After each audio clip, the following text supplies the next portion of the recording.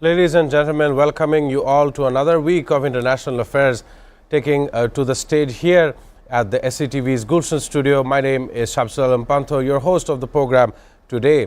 Let us begin our discussion regarding the world geopolitics, especially in the Middle East, and what kind of effects we are going to face in the coming weeks and months. Before we jump on to the discussions, let me introduce my panel. Here in the studio, I have Barrister M. Sarwar Hussain. He's, of course, a senior jurist of the Supreme Court and, of course, a political analyst. I welcome you on to the program. Thank you. Alongside, I will have Norman Floyd Barnes, our geopolitical correspondent from Washington, District of Columbia. I want to begin today's discussion here in the studio first with Barrister M. Sarwar Hussain. The weekend is a very avid time to receive a lot of updates, strategic ones, as well as regional ones. And the one that has taken the attention of millions of people is the cockroach-led protest in New Delhi. And of course, it has some effects. The Prime Minister Narendra Modi was seen in a late night addressing the people in the masses over social media. Two video addresses that actually show what the administration is doing in regards to the protest. Of course, it had the resignation of the Education Minister, Dharmendra Pradhan, on Saturday, and he is, of course, to be replaced by Prahlad Joshi as the Education Minister as well. So, of course, there's a change in the person who is going to be hailing the Education Ministry. I just want to get your comment regarding this. Very rarely we see that protest brings a positive outcome. Thank you very much. Thank you, Mr. Norman and the audience. Look, we had been watching the events developing in India, the movement led by the Cockroach Janata Party. Why their name is after cockroach? This is very interesting. The Chief Justice of India commented that those unemployed young person are cockroach. That means they are not human being. That has really ignited this Gen Z generation. Right. It looked like that the Gen Z generation of India is heavily influenced by the Gen Z movement, which led a successful topple of Hasina government in Bangladesh. Right. So the movement started in Bangladesh, Gen Z, it was successful. The Gen Z was successful in Nepal, and it is partially success. They made a successful movement in India, throwing out, compelling the education minister to resign. Mr. Modi wanted to protect his minister the way he can. They were adamant. There are hundreds of arrests. But one thing is good. We have not heard any death yet, any killing yet. The democracy of India probably has taught the law enforcers that they will not open fire in any way. That is a good thing. But the Gen Z has made a successful way, compelling the education minister to complain. Right. And this is another good thing, that there had been reports of examination, the leaking of the question papers. And in Bangladesh, we have seen last 15 years during Awami League regime, there had been lot of incidents like that. There had been people who used to make business leaking the question paper. So Indian young generation, they deserve a big thank that they are protesting against this leaking of the question paper. This is a very high standard of ethics. And this one young person, this Mr. Wangsuk Sunam, he went for hunger strike. Almost 26 days. Yeah, after 26 days. So this movement maybe has inaugurated the topple of Modi government. Maybe. Quickly he thrown out his education minister to save his power, to save his position as a prime minister, and it was spread in many provinces. India, because of the diversity, because of the geographical condition, because of the various groups this is a huge country, India. So country-wide movement is very, very difficult. But it was very much cemented in Delhi, and this Gen Z success, they made a successful protest, and the government of India, especially Mr. Modi, was compelled to take a decision.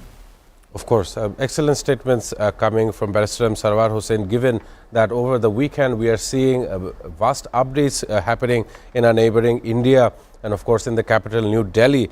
The protests led by a movement called the Cockroach Janata Party have triggered the worst political crisis in recent term.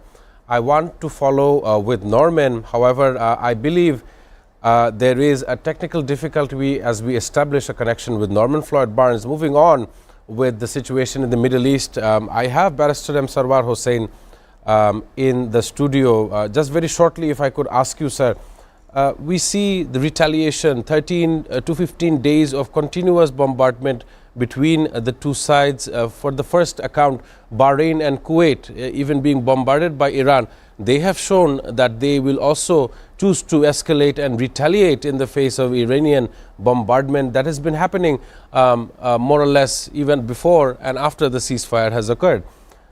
And much of the question was that in order for the US president and its administration to come into a nuclear deal with Saudi Arabia, they must understand what the Abraham Accords are, giving recognition to what Israel practically is. There we know for facts that facts cannot be erased. From 1948 till today, they have been the occupying force in that state, and recognition of that state will allow a civil nuclear deal with Saudi Arabia. Your commentary would be helpful, sir. Look, the creation of Israel is nothing but an outpost of USA. It is widely believed.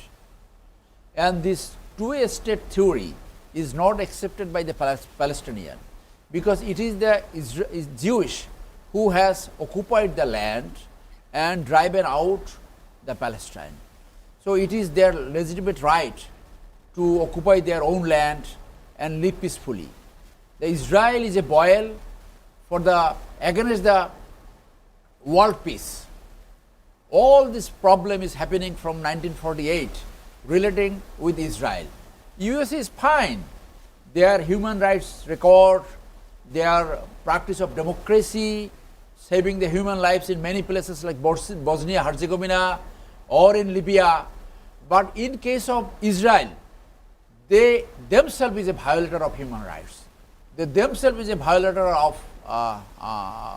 the dignity of human rights. They are protecting a war criminal who has a warrant order. It should have been the duty of America, USA, to put Netanyahu on trial. How can you kill the innocent persons? How can you kill the young children? How can you bomb the educational institutions and mosque and hospital? This is no way accepted. This cannot be the civilization. You are destroying the civilization. So one solution can be that if you have so much of love for the Jewish, you take them and make another state in your own country. Make 50th state for the Jewish. Then the all problem will be over. You don't have to fight so much. They are killing randomly the innocent people. This is not accepted. This is violation of the Geneva Convention. This is violation of any international law. So America. Hello and welcome to International Affairs, and my name is Shamsul Alam Pantha. I don't see an easy resolution to this because every slight deviation from the plan opening an open war conflict. Thereby, Mr. Trump is turning to be an abater of crime against humanity. On the other hand, the bombing against Iran is going on, and Houthi is also attacking some cruise, some ships. So, as we thought that if there is no peace deal, then the war will escalate. And it has escalated. Of course. It is escalating. Iran has a right to defend themselves. Iran has a right to target the American base and American military instruments. And Iran has declared that any UK military base is their legitimate target. Right. So you see, if there is no peace deal, so this war will escalate and it will turn to be a regional war who knows, it may turn to the bigger war again. So it is the high time, it is a good time that the American administration understand they must reach to a peace deal and bring back the peace in Middle East and the world as a whole. Excellent statements from Barrister M. Sarwar Hussain. I want to connect with Norman Floyd Barnes while I read out some of the important updates that we are having. I believe that the war front has changed massively because the Iranian Foreign Minister Abbas Araghchi and the EU Foreign Policy Chief Kaya Kallas discussed regional and international developments, including what Tehran said was Ukraine's attack on an Iranian commercial vessel in the Caspian Sea, northern of Iran.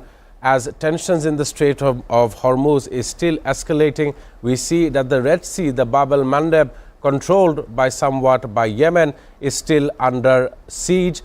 I believe we still do not have Norman properly connected, but I want to go for a break. After the break, we will discuss how multiple war fronts are coming together in order to create a likewise situation, a World War III. Earlier on in the year, we did see that there was some kind of resolution between both US and Iran. The technical team is letting me know that Norman Floyd Barnes has been connected. I want to pass it to Norman Floyd Barnes. A very good morning to you, sir. We have been talking about the protests in India, which I see as a success, as the education minister has resigned and has been replaced by Prahlad Joshi as the new education minister. Apart from that, the Middle East seems to be stealing away all the attention. I want to pass it to you, Norman Floyd Barnes. A very good morning to you, sir.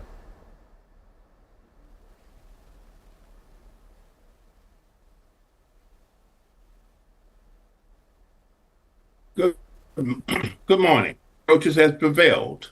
The Gen Z's protest has produced a favorable end to the point where the education minister chose to resign. This is sending shockwaves across the world that, again, the Gen Zs are now being affected, and India, one of the largest populations in the world, has conceded to the cries and the wishes of its youth. So we're now looking at a new future of the country. As the citizens said, now we feel that the government has listened to our cries for help, and now I see a more opportunity for the people to effect change. So this is a phenomenon that has been spreading across South Asia, and the rest of the world is watching. And I suspect that we'll see more of these type of uprising and protests against governments around the world as we move forward, particularly during the summer, as we do now. Right, as Norman was stating regarding the Gen Z protests that have been happening in India, and it is actually a spiral of events that have happened ever since 2022. The first we have seen in Sri Lanka, as the Rajapaksa government was overthrown by the common Sri Lankan people, and it has drastic effects in the coming days. It was Bangladesh, then it was Nepal. And of course, protest is a right. It's a democratic right that people must do when they see that the odds are against the people. And that is very common to see in most active democracies around the world, India being the largest one in the entire planet. With that being said, it's time for a commercial break. Ladies and gentlemen, do stay tuned for more as we analyze more issues after the break.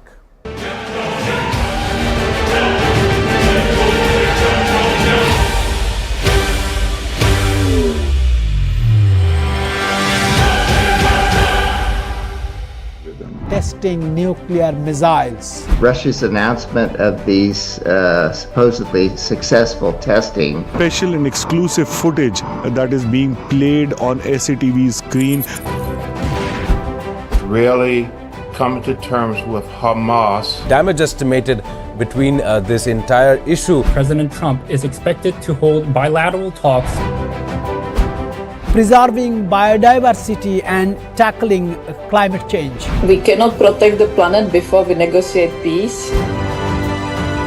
Where is it going? Is it understanding the needs of its people before the needs of this global world? For China to come to agreement, They will face better projects. with presidency of China and President Lee of South Korea. Trump's White House that is in favor of these things. Simply not enough action being taken to address the problem of fossil fuels. What their plan initially is towards the Caribbean, a place that has been met with two types of disasters. Bangladeshi students at the same level of opportunity internationally and domestically.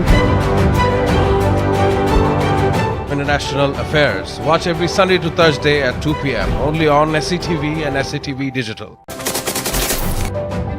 Hello and welcome to International Affairs, and my name is Shamsul Alam Pantha. I don't see an easy resolution to this because every slight deviation from the plan opening an open war conflict with them. Testing nuclear missiles. Russia's announcement of these supposedly successful testing Special and exclusive footage that is being played on SATV screen. really coming to terms with Hamas. Damage estimated between this entire issue. President Trump is expected to hold bilateral talks.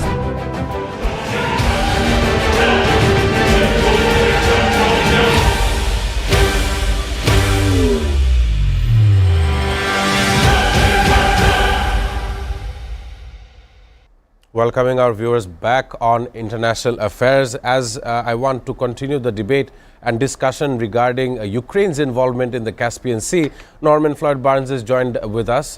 Thankfully, he'll be able to answer the situation. Norman, I want to ask you a specific direction that I analyze, that I predict. The Ukrainian attack on an Iranian commercial vessel killing one sailor in the Caspian Sea, what connects Russia with Iran and the Ukraine involvement, I only believe to see that is an involvement in the coming days between Ukraine, Russia, and of course Iran through the Caspian Sea. I want to ask you how you see this recent development as we've had continuous strikes on Iran in the Middle East. Both the straits of the Bab el-Mandeb as well as the Strait of Hormuz remain contested areas. And of course, in another discussion, economy is still becoming very drastic as the months to come. But I want to ask you, sir, how you see the Ukrainian involvement as it is being stated by all the major social media and media outlets. How do you analyze this situation, Norman?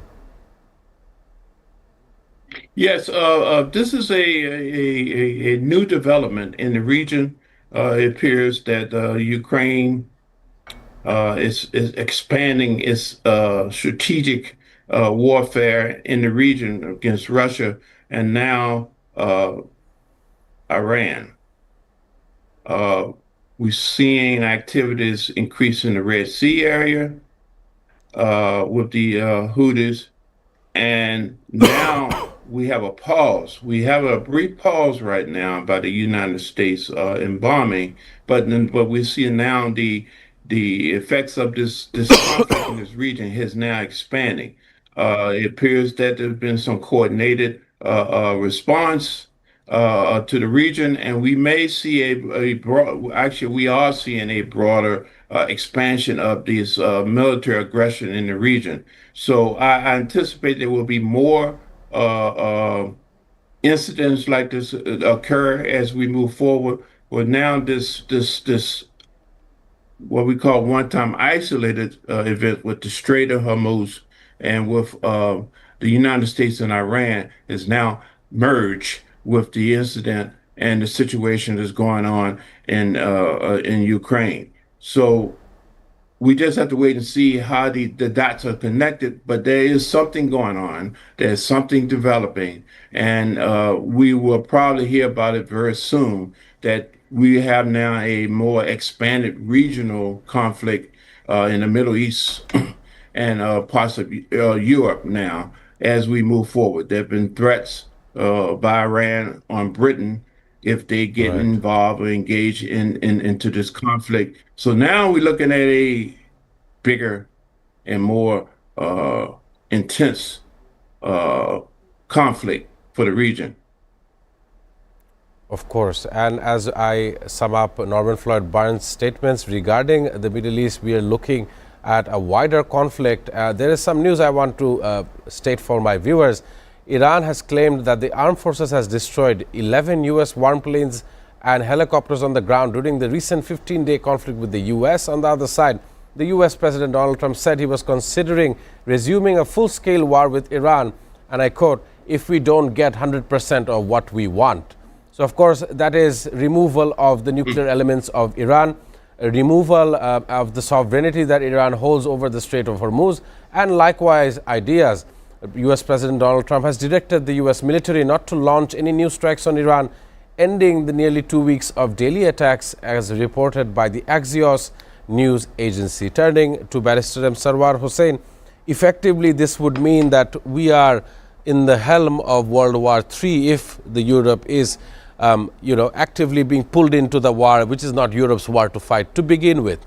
And especially Andy Burnham's seat at the Parliament, the Prime Minister as he is allowing UK bases which is a direct targeting, which Iran would see as a direct target or a direct threat. Want to ask you, these recent developments does bring on a scare. Even if you compare in the Bangladesh market, we had to buy over 50% more at the spot market for the LNG for our nation, and we've seen some eerily remembering moments from the 2 months there were in the year that we had to solve this issue. I believe that it's going to have a spiraling effect on all the nations of the world. How are you analyzing these recent developments? Yeah, this is indeed is a very bad news for the whole world. If UK allows their bases to be used against Iran, as Iran said, they might target that the UK bases are the legitimate target. So you see the spiral effect, the escalation of the war. Earlier, Mr. Keir Starmer denied their base, and in reaction, Mr. Trump said that you don't have to join with us. They already own war. Already they have become victorious. Once he commented. Right. So this is on front. The Houthis are attacking. Kuwait and Bahrain also participating, and the attack by the Ukraine in the ship of Iran. So it is escalating. This is too early to say, but there are symptoms. There are signs and symptoms that it is going beyond regional spectrum, beyond the Middle Eastern region. So it has gone up to the Europe, up to the Eastern Europe and Ukraine. So the apprehension might not be wrong. This might be correct. So it is aspiring to a beginning of the Third World War. World War that all the nations participating, they do not participate just quickly. It comes gradually. Of course. It comes gradually. So this is a very bad news for the whole world. Now I don't know if the new Prime Minister of UK involve themselves in the war, what they will gain. Rather, they should have played to negotiate, to mediate, so that there is a peace deal. The Mr. Trump is a madcap. He is a liar, prolific liar. He says in the morning something, in the evening something, and in the late of night he tweets and give a status in his. No democratic norms, no democratic practice is being followed. We have seen the reactions and the statements made by Bill Clinton and many leaders of America that Mr. Trump is not following any democratic process, any good precedence of decision making like that, taking America to the war.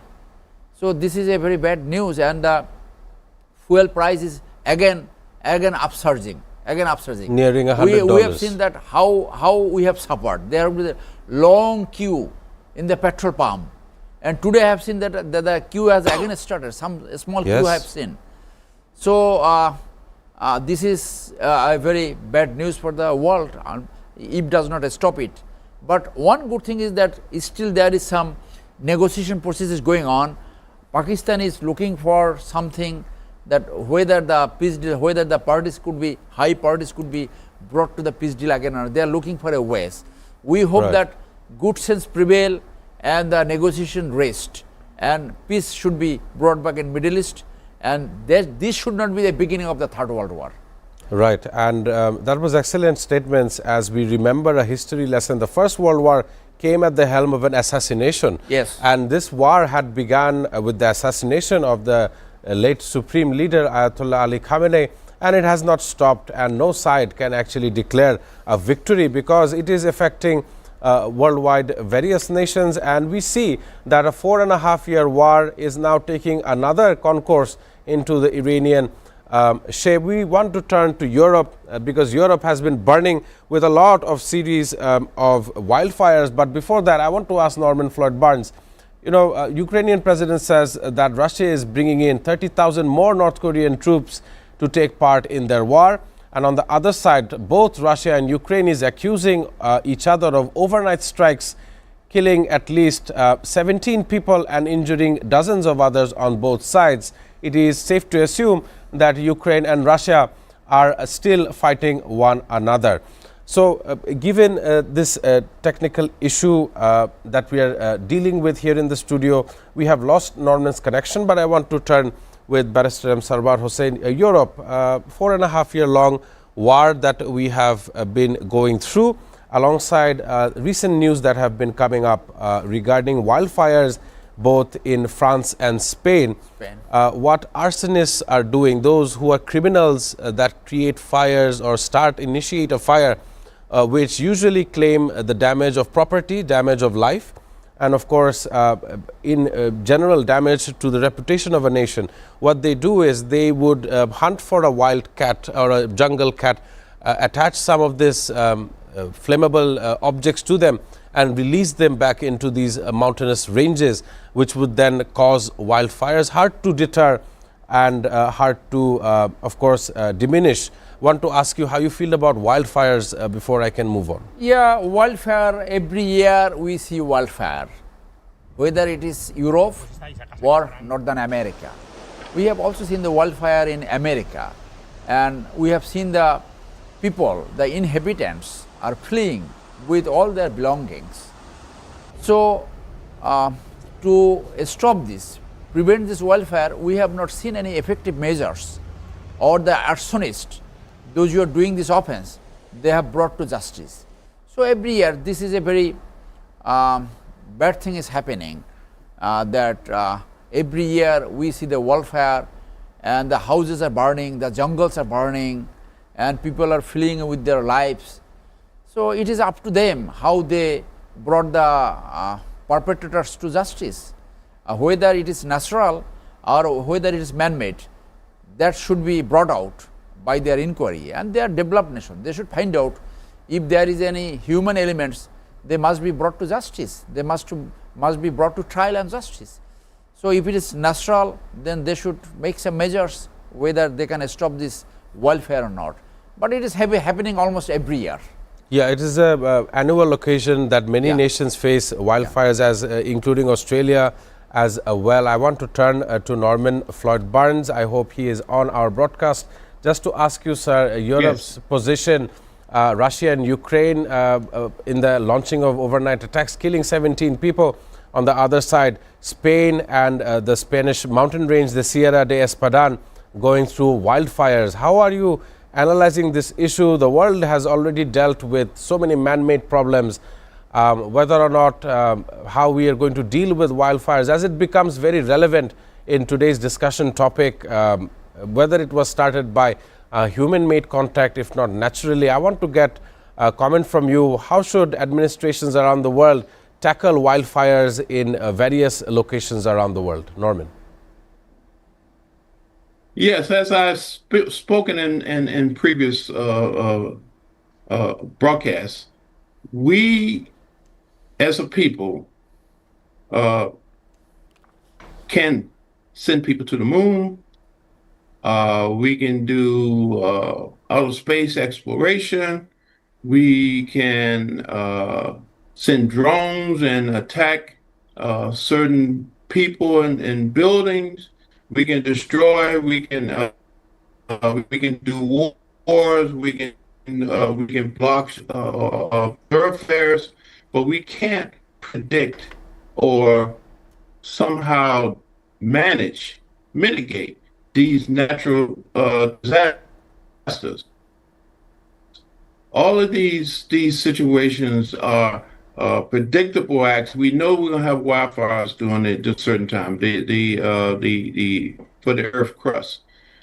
We have these fires every year in Canada, which send a plume of smoke down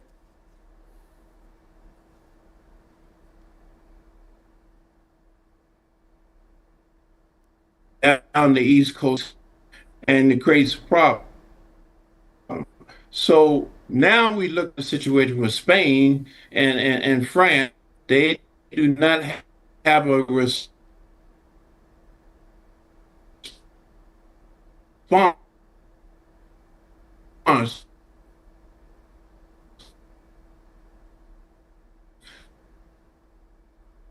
Nature is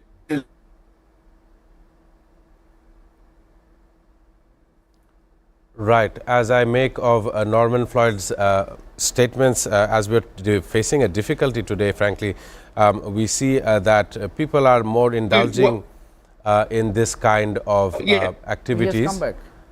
I believe the connection seems to be dropping. However, let's go on for a break. There is issues here in South Asia as well that we see. There is a vacuum in the leadership of Bangladesh that we want to discuss.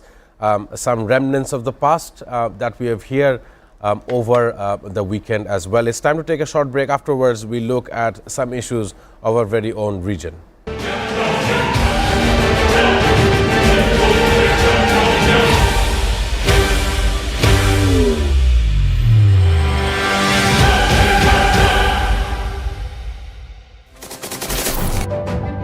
Hello and welcome to International Affairs, and my name is Shamsul Alam Panto. I don't see an easy resolution to this because every slight deviation from the plan, opening an open war conflict with them, testing nuclear missiles, Russia's announcement of these supposedly successful testing, special and exclusive footage that is being played on SATV screen, really coming to terms with Hamas. Damage estimated between this entire issue. President Trump is expected to hold bilateral talks. preserving biodiversity and tackling climate change. We cannot protect the planet before we negotiate peace.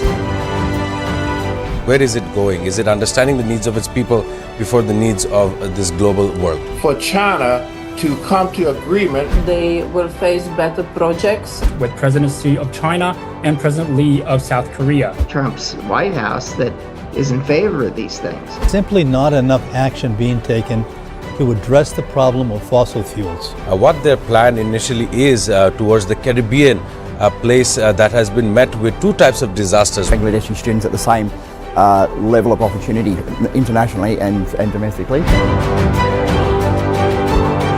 International Affairs. Watch every Sunday to Thursday at 2 p.m. only on SATV and SATV Digital. Hello and welcome to International Affairs, and my name is Shamsul Alam Panto. I don't see an easy resolution to this because every slight deviation from the plan, opening an open war conflict with them, Testing nuclear missiles.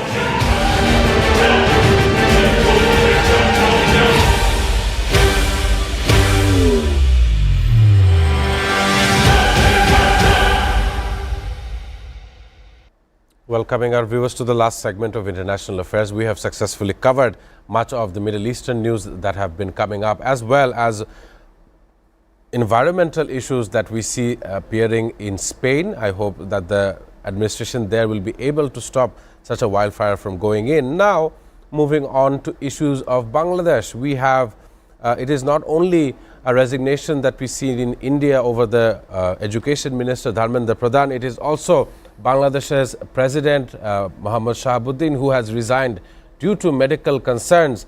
However, earlier on in this year, we have seen the opposition walking out of parliament and not listening to the president's vocal message the day parliament resumed. There is political tensions regarding this very person who used to be a commissioner at the Anti-Corruption Commission as well, is related to Islamic banks looting of its funds. I want to ask Barrister Sarwar Hussain, you are a member of the law and you are commissioned in order to uphold the law wherever necessary. I want to ask you, this untimely affair happening in the month of July. Once again, July is becoming a worldwide month of protest and retaliation with governments. I want to ask you, what is your take on the outgoing president and what kind of contribution he has had as being the president of Bangladesh? First of all, let me tell who the person is. Please. Mr. Shahabuddin Chuppu. He is known, his perception is very corrupt. He is a slave of the fallen Sheikh Hasina and her sister. He is a master player of corruption. Just appointing him in the post of president has raised the very question whether the office of president is required by the Bangladeshi people anymore. By constitution, the post of president is subservient to the office of prime minister. The president cannot do anything without the concurrence, without the approval of the prime minister.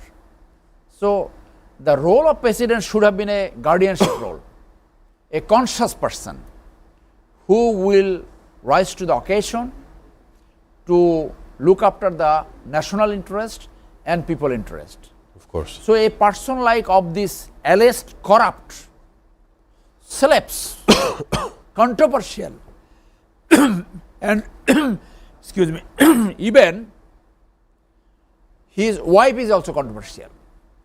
She was serving in administration, but people know her as a very notorious character. So, making a person with these antecedents president was nothing but a mockery with the people of Bangladesh, with the interest of Bangladesh. Appointing him in the post of president has validly, this question has been raised by many citizens, that no more the people of Bangladesh do not need a president anymore, because it does not deliver any good thing for the country. Right. Having said that, this slave was appointed by the fascist regime, and how come he continued for 2 years after the revolution? This is a big question. Now the issue has come that he has made a phone call while he was in London to the fallen fascist Sheikh Hasina, and this is the issue. Now, today we heard on teleconversation in social media where he claimed that if I want to talk, why should I talk from UK? I can talk from Bangladesh. And the way he was talking, it does not look that he is sick, and he has resigned with the plea of sickness. Right. So, it is understood that he has been told to resign, and he expressed that. In another media he has expressed that he has been told to leave. So, he has left. Now, question has come, what will happen, what he did during being a commissioner of Anti-Corruption Commission and being a director of Islamic Bank. Right. In two places, in Anti-Corruption Commission, he has given clean sheets to thousands of corrupt oligarchs by money, and all has been, there had been a corruption, and the money in the process he has taken, all money has been given to Sheikh Hasina or Sheikh Rehana. So that he has done being a commissioner of SEC. That must be inquired upon, and there is a case against that. And secondly, while he was director, he has facilitated for the plundering by this so-called notorious dacoit Asylum. That he has done. So now question has come whether he can be tried or not.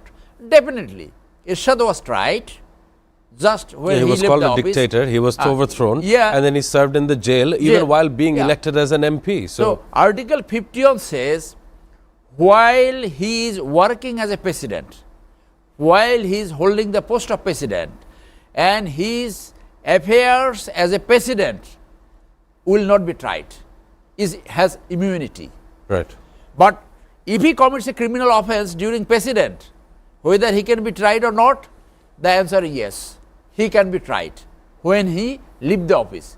As long he is in the office of president, he will not be implicated in criminal offense. So, before becoming president, if he has done some criminal activities, he shall be tried. He can be tried. And during his presidency, if he commits any criminal offense, that also can be tried after he leaves the office. So, we have seen one order from lower court has been already to revive his case, to go for the inquiry. Right. And there is a order from High Court. All those directors were responsible to plunder this Islamic bank has an embargo on travel. The name of President Shahabuddin Chuppu, I feel ashamed to call him president. So the name of President Chuppu, as he was president, was not revealed in that order. Now he is no more president, so his name will come, and the order also is equally enforceable against him. So the people of Bangladesh want to see what he did during Awami League regime in Anti-Corruption Commission, and Islamic must be brought to task. If this person can be brought to task, the corruption of Bangladesh will have a big check, and I can say that 50% corruption will be eradicated only trying this type of a heinous corrupt person. Right. Excellent statements coming from Barrister Sarwar Hossain regarding the outgoing President Mohammad Shahabuddin Chuppu. As well, I want to add on to a fact that he has left a legacy which cannot be deemed as nice and attractive as per the social media comments regarding this outgoing president. In order to go forward without a governing loop, we see that the Speaker of the Parliament, Major Hafizuddin, has stepped up as the acting president, and we will come to see in the coming months whether or not a presidential election will be held or not. I want to thank Barrister Sarwar Hossain for your contribution on today's international affairs regarding local and international news, and of course discussing how the days in the future will be looking like. Also thanking Norman Floyd Barnes from Washington DC, regardless of having technical difficulties. I want to end today's program with something that is very important. The Americans with Disabilities Act is a civil rights law that was passed on this very day, the 26th of July in 1990, that stops unfair treatment of people with disabilities in public life, jobs and schools. It covers key areas like employment, public services and public places. With that being said, I'm signing off on International Affairs.